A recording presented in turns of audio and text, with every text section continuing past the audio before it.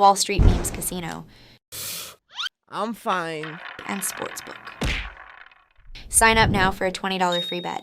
Just use the code IFLTV24. Sign up now. Terms and conditions apply.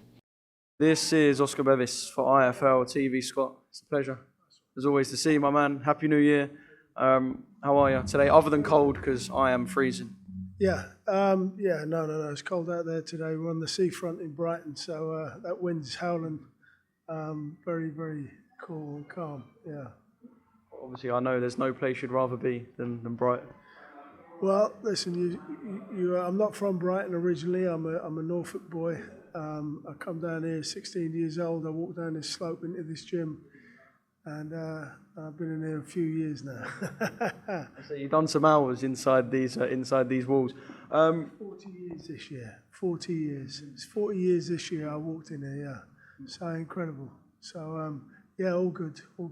So, yeah. The boxing's obviously done you well, because you don't look a day over. Actually, I won't say an age. Don't worry. I won't say it. Day over 60, that's fine. Don't worry. I won't say an age. Let's talk about Tommy. So I just had a chat with Tommy. Obviously, he's in the WBC top 15 at Bridgerweight. He is a heavyweight, a small heavyweight, with the opportunity to fight at Bridger. I guess it's positive from the sense that there are so many different avenues that Tommy could go down. He's kind of bedded himself as a professional now. Last year was really good for him, and I guess from here on in, it's going to be pretty fun. Yeah, I mean, listen, the heavyweight's a big division, right? We've got so many heavyweights out there now. There seems to be a lot more coming through.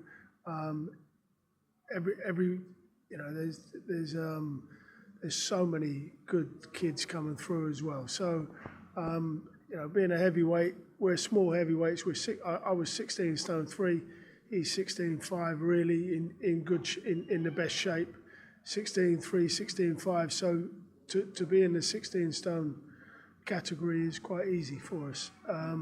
I would say that it suits us. We're not, like I say, we're not a big heavyweight. We're not even a big bridger, but we're at the top end of the bridges, which is good, And that's I say we. I mean him. I'm talking like I'm still bloody in there, but So it's him. He's the guy who's doing it, and I think we've got a good chance in that division, definitely.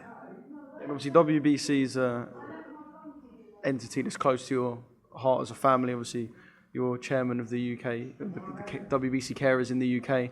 And I quite like what Tommy said, where he was like, I'm part of the WBC family, but I want to earn my stripes. I want to get the belt and kind of be part of it on my own merit. And I guess that'll be amazing for you to see because of your connection with the WBC as well. Yeah, I mean, look, there's a story behind it. Quite a fantastic story for me, anyway. I fought for a WBC international back on the 6th of May, '94. So it's imprinted in my head against a big guy, 6'9", James Iabola. He broke my jaw in the first round and ended up knocking me out in the 5th round. So it was a good, a very interesting learning fight for me. 18 months later, I come back and fought him and beat him in the return, and did the same to him, stopped him. But the green and gold belt, as we say, the WBC belt was my dream. Mike Tyson had it, Ali had it, everyone who was anybody had a WBC belt, so that was the only belt that I ever wanted.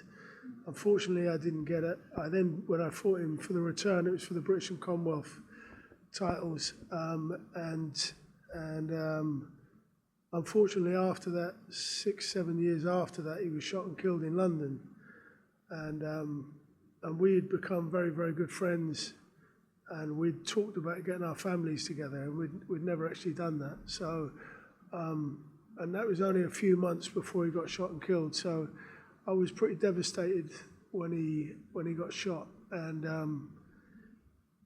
it meant a lot to me. And at the time, I was dealing with the WBC through some business, and I'd offered to help on a few different things, giving kids stuff in London, and they asked me if I'd help do this and that, and I always said I would.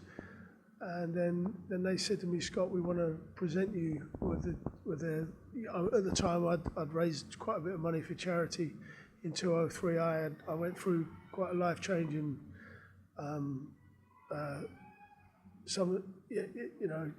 death in the family, which was life-changing for us. And after that, I said I'd raise money each year for charity, and I've been doing that. And through the WBC had recognised that and said, "Look, Scott, we want to present you with the international WBC international belt for the good work that you're doing." And I was blown away. I was like, "Wow, okay, this is amazing." And then when they gave me the belt and presented me with the belt, Dave Walker presented me with the belt, I was very, very happy. And for me, that cemented the great work that the WBC does. And then I wanted to be involved, and they wanted me involved more and said, "Look, we want you to come on board." And it's been since then. So it's a great family. It does great work all around the world. I think the CARES is now in 26 countries. I'm the chairman of the CARES in Great Britain. So I mean, it's a fantastic organisation. Who wouldn't want to be in it? The fact that there's a bridgerweight division there. Again, when it first came out, I wasn't sure how it was going to go, but I think it's great. It gives another option. There's more there for these kids. There's more options. It means that more people are going to get belts and have a more successful career. So, I mean, listen, we may get beaten up. We may not win it. We don't know, but we're definitely going to.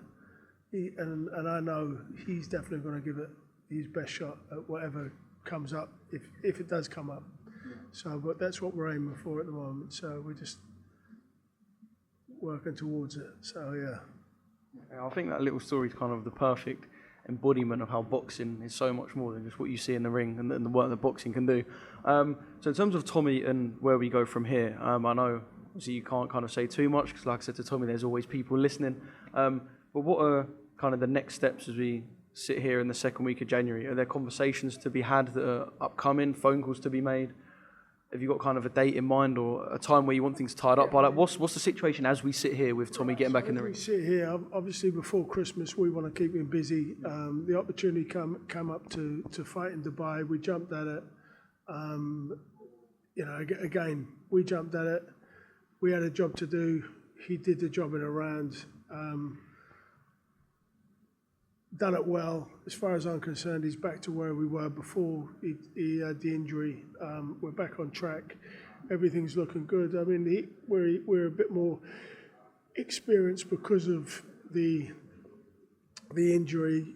So where we are now is we're back. We know where we're going. We know exactly what we've got in front of us, and I believe that we can be a force in the game again. So we're working hard, very, very hard. We've worked all over Christmas, so everything's coming together. We want to be out in February, March. That's it. That's the aim. Get out February, March. Hopefully, let's see what's on the line, see if there's anything out there. Go again in April, May. Go again June, July. Let's have a busy year and really put ourselves on the map. That's the key to what we want to do. Yeah, brilliant. Can't wait to see Tommy back out as always. I want to talk about Tian. Now, is this the year that things explode for Tian? Ridiculously talented. I thought the fight in Brighton was brilliant because dropped him in the first round and then kind of had to overcome a bit of adversity because of the hand and then fought with one hand, showed his skill. Is this the year that things kind of blow up for Tian? I mean, listen, Tian was a talent, always been a talent. And, when I saw him, when I first saw him, he showed me what he had. Come to the gym. He wasn't really in great shape. Went away. I said, "Look, go away, go get yourself in shape, and then come back." And then he came back again, and then we saw then the pure talent that he is. As far as I'm concerned, he can go with any of these guys in his weight division now. Again, it just needs to be taken a little bit of time. You need to get everything right. This year, I believe he'll have a big year. I think we've had 2 fights now, three fights, two inside the distance, and the last one, which He damaged his right hand in the first round, I think. But on the performance of that, he showed me that he owns that ring every time he gets in there. So looks sensational. Dropped the guy with the first punch. His time is impeccable. I'm looking at, we're looking at great things for Tian and Bradley. So yeah, really exciting. And I think this year we'll put him. He'll be firmly on the map and definitely have a belt around his waist by the end of the year. So, yeah, brilliant. Scott, I've got to ask you. Your era of heavyweights was wicked, but do you reckon the guys from your era sit there now and look at the guys in Saudi with these big checks and think, why could I have not just been a little bit later? Yeah, I mean, listen, I'm a firm believer in. It's an incredible time. Listen, we had a great time. The money was there. The money was similar monies. When you think these guys were getting 10 million, 20 million a fight, Lennox and Tyson, and that's equivalent in today's money of like, I don't know whether it's quite 100 million, but you were buying houses for 20,000 back in the 90s. They're now them same houses now 300,000 or 400,000. So everything kind of works out the same kind of monies, Well, not quite the same, but I mean, listen, it would be a dream to get that big money. But as long as the guys are earning better money than what they were, I mean, the money is still a hard game at the moment to get that money. Very, very hard. As Tyson said, as hard as people are working to make the money, there's somebody else working twice as hard to take it off you, It's still the same. Everyone's out there to get the money for themselves. Listen, it's the heavyweight game's a great game to be in, great game to be involved in. And some of these boys are earning life-changing monies, and good luck to them. Absolutely. Enjoy every minute of it. And take as much money as you can and make as much money as you can because you deserve it. Because every time we get in there, we put our lives on the line. That's not just heavyweight boxing. That's every weight. These guys are still losing their lives in the game and getting damaged. So we know that it's a damaging game. Let's enjoy it. Let's make the most of it. Hopefully everyone gets in and gets out without getting an injury and earn as much money as you can. Yeah. Too right. I remember last time we spoke on IFO, it was June, and we were talking about Fury and Ngannou. Now we've got Joshua and Ngannou. Kind of leading into that, I guess, what did you make of Joshua against Otto Wallin, and obviously, I guess his first fight with Ben Davison? I thought it was quite nice to kind of see the public perception of Fury versus Ngannou. Oh, so should we cover that first? Yeah. All right, we'll go there first. All right. So Fury and Ngannou. Again, didn't know what we had in front of us coming from the UFC. Obviously, after the fight, we can say, wow, what a beast. What an absolute beast of a man he is. Do I believe? Well, I think I went for a late stoppage for Fury against him because I thought he'd kind of blow out and he probably wasn't up together. But let me tell you, the problem is he was spending time on Mike Tyson, right? When you spend time on Mike Tyson and you get a little bit of that gold dust off him, you'd go through walls, you'd punch through walls, knowing that he's beside you or behind you. Just the fact that he's whispered in your ear, as far as I'm concerned. So Ngannou would have took that, being an African fighter as well, and absolutely loved the fact that Mike had given him that time, and he wanted to prove. And we were shocked. I mean, I spoke to Mike after the fight. We laughed because we said, "Wow, he was absolutely incredible how he fought and how he kept his shape as well. All through the fight was incredible." And listen, Fury, there's no way we would have known that. Fury didn't know that, and Fury would have took that fight as being the best champ out there. He would have took the fight as that an easy fight. We didn't foresee that was going to be a tough fight. So incredible. I mean, listen, Ngannou looked, to me, he looked incredible. He looked like a fighter of about 30 fights, right? Fury underestimated him, definitely 1,000,000% underestimated him, as you would. And I think he had a big, solid slab of muscle in front of him. Very, very strong man. And I believe that Fury, after the first couple of rounds, just said to himself, I'm just going to box here because I haven't really put in the work, Also, let's not underestimate what them 3 fights with Wilder took out of him, because them 3 fights were brutal fights. I was at 2 of them. I wasn't at the last one, but the 2 that I watched were unbelievable fights, incredible, and like they were the best fights on the planet at the time, right? So, and he had 3 of them. Who would have thought the 3rd one was going to go how it went? So he had 3 fights, totally amazing. He's come back from that. Nobody else can touch him, and then he gets in with a beast like Ngannou. So, but no one knew what he was like. Now we know. Now Joshua's going to look at him and think, okay, Joshua beat Wallen. Well, that was on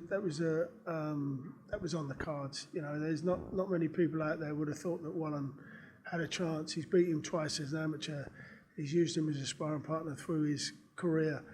He knew everything about him. So in boxing terms, it was a relatively safe match for him to come through and look good in. Does he beat Ngannou? I believe he does, and I believe he does it. He does it well, only purely on the fact that we now know what Ngannou is. We didn't know that, so we can't. That's taking nothing away from Tyson Fury. It's just saying that. Well, I know that if one of my guys who I was friends with fought somebody, we always want to do a better job, right? So Joshua's going to want to do a better job on him. If he can get the stoppage, he's going to go for it. He's a heavy-handed kid who knows his game and knows what he's got in front of him. He fought top-level amateur. This guy's wasn't a top-level amateur, wasn't a top-level pro. So he knows what he's got in front of him. Can he do the job? It's going to be interesting. It's not guaranteed. It's going to be very, very interesting. I think he probably will do the job because he needs to do the job and he wants to do the job. So, and then it puts him back in the frame. Yeah. So very exciting, very, very exciting times, and we waited with bated breath on it. So yeah, definitely, yeah. Yeah, there's no doubt that Joshua will have that kind of thinking of, I need to do better than Tyson. Obviously, going off the back of the Ngannou fight for Tyson, now going into Usyk in February, I guess public perception changed a bit. It was very pro-Fury in terms of how people thought the fight was going to go with Usyk. I'm not saying it's changed completely, but there will be a couple of people out there now basing it off the Ngannou performance, whether right or wrong, basing it off of that and going, maybe this is Usyk's fight for the taking. That's definitely changed the perception of the fight, the Ngannou fight, hasn't it? Absolutely. I mean, listen, Usyk's Usyk's an absolute top quality fighter. So there's no way that and on the performance that Fury had, yeah, of course he's going to fancy it. He's going to really fancy it. So and he's not a big guy. He's my height. So as I say, we're small heavyweights. He doesn't really avoid. Usyk doesn't get under the shots. But so I don't foresee Fury kind of missing him with these shots. I see him getting tangled up quite a lot, and obviously being a bigger, stronger man, he should take his strength. And I think that's a mistake that Joshua never did with Usyk. I don't believe he tied him up enough. He didn't suck the strength out of him. He kept it all at long range and boxed. Whereas to beat someone like Usyk, I think you've got to tangle him. A smaller guy anyway, to beat a smaller man who's a smaller, lighter man, you want to grab hold of him and pull him and push him and try and take their strength that way. And I think that's what Fury's very, very good at. He's got the Mr. Tickle arms that come out and come around. He can hit you on the other side of the ring type thing, can't he? So yeah, I mean, he on a good night, he's incredible, right? So do I see Usyk winning? I see if he's anything underneath being at the top of his game, Fury, I think he's got a tough night's work. And if you give him a little bit, you give Fury-Usyk a little bit, and I think it's a dangerous time for him. You know, he's got to grab hold of him and take his strength and wear him down very, very quickly. So It's definitely going to be an interesting couple of months, and Riyadh season's definitely delivering. I will end on one question: how many zeros would they have to put on the end to get Scott Welsh back in the ring? I know because you paused that there's a number. No. There's no numbers. There's no numbers. It hurts now. Every time I get it on the pads when I'm holding the pads for him. I've had my rib done twice. One of my teeth. So you know, it's a tough game, right? It's a tough game. But listen, I love it. I love the fact that I love the whole game. I love boxing. If you cut me open instead of a heart, I've got a red boxing glove. So you know, it is what it is. Whatever anyone does and do in this game, we love it. Comebacks, and not for me, for everybody else to enjoy, but not for me. But I've had my time, so it's good to sit back and watch and not get hurt. So not take the shots, should I say? Not about getting hurt, but not take the shots. So yeah. Wall Street Memes Casino I'm fine. and Sportsbook. Sign up now for a $20 free bet. Just use the code IFLTV24. Sign up now. Terms and conditions apply.